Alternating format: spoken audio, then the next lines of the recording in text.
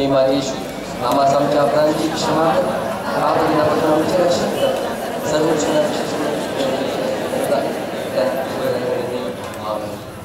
सर्वांनी एकत्र सावकाश नमस्कार हे राणी मागे तू आमचे जीवन आमची मागे आणि आमची भाषा नमस्कार असो तुझ्याकडे आम्ही देशभर झाली देवीची मुली मोठ्याने आक्रोश करतो तुझ्याकडे आम्ही या अशुद्ध शोक करत असता सुस्कार टाकतो पुस्तकांची गरज नाही म्हणून तो आम्ही घरी हे आमच्या देशभरानंतर तुझ्या उद्राची आशीर्वाद येशू याच्या मला दर्शन मिळव एक कृपाळू एक भवताळू एक मदतुमारी मर्या ख्रिस्ताने दिलेल्या वचनात आदर व्हावे म्हणून मरियेची विनंती माग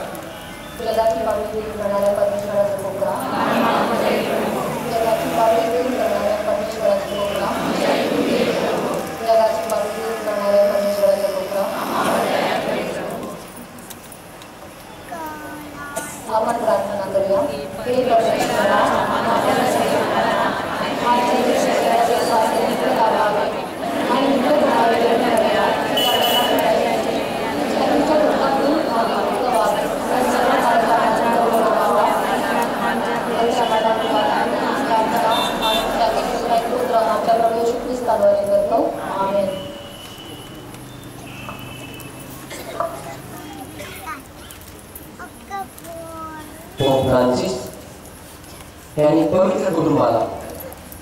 पवित्र कुटुंबाप्रमाणे आपल्या सर्वांच्या कुटुंबाला फार महत्त्वाचं स्थान दिलेलं आहे. 2014 हे वर्ष पवित्र कुटुंबाचं वर्ष होतं.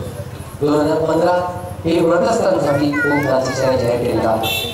आपण इथे सर्वजण जमलो आहोत, एक कुटुंब म्हणून जमलेलो आहोत आणि एक कुटुंब म्हणून आपण येशूच्या हृदयात कुटुंबाचे समर्पण आपण सर्वजण बोलणार आहोत.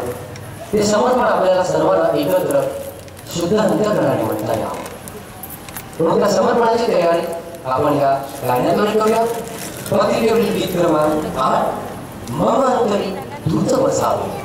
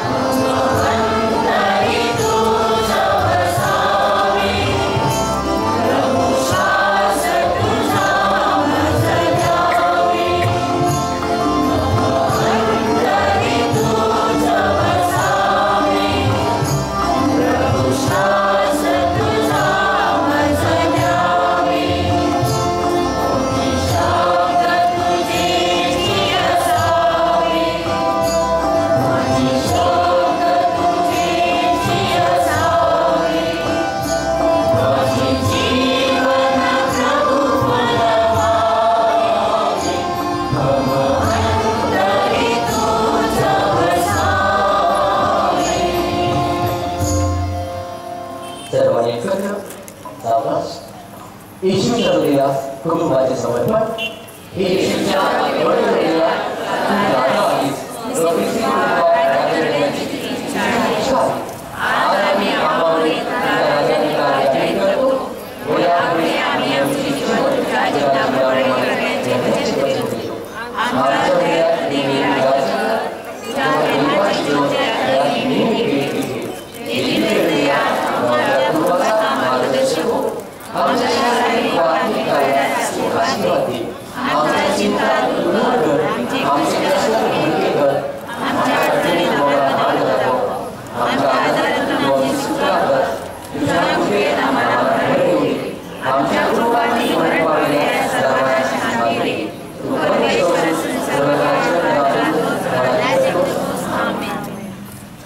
फ्रान्सिस यांनी ज्याप्रमाणे पवित्र कुटुंबाला महत्वाचं स्थान दिलेलं आहे, तिचे स्थान पवित्र कुटुंबाचे इतकं महत्वाचं आहे. आज आपण जी वाचन करणार आहोत उत्पत्ती या पुस्तकामधून त्याबद्दलची पवित्र कुटुंबाबद्दलच आपण त्याबद्दल ऐकणार आहोत.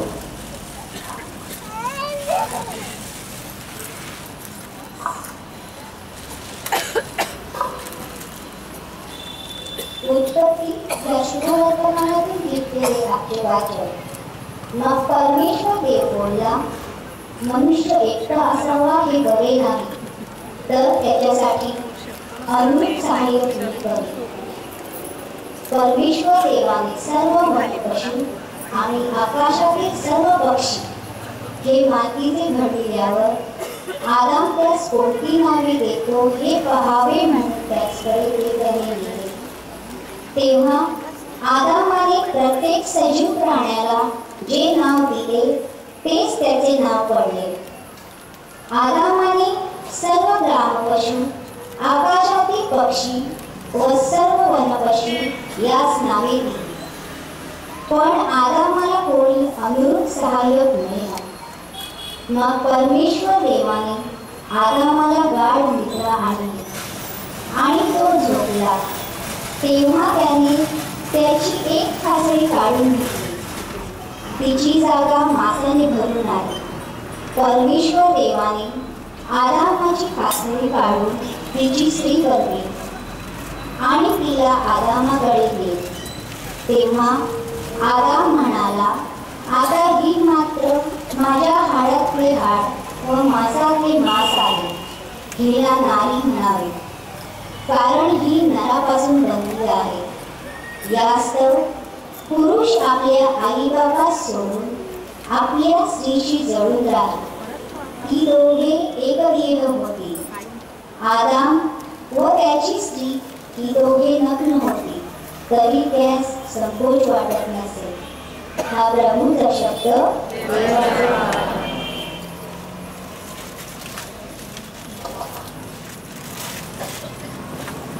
संत अगस्तीन म्हणतात, जेव्हा तुम्ही अंतःकरणापासून एकदा गाता तुम्ही दोनदा प्रार्थना करता. या प्रभूच्या पवित्र शब्दाला आपण गायनामध्ये उत्तर देऊया. पत्रिकेवर गीत क्रमांक 9, वर्णू किती महिमा तुझा माझ्या जीवनी माझ्या प्रभू. आपण चरणाचे शब्द करणार आहोत. आपण जो शब्द केला आहे बायबलमधून, आपण पती पत्नीने देखील आनंदी जीवन जगताना दुसऱ्यांना आम्ही आनंद द्यावा.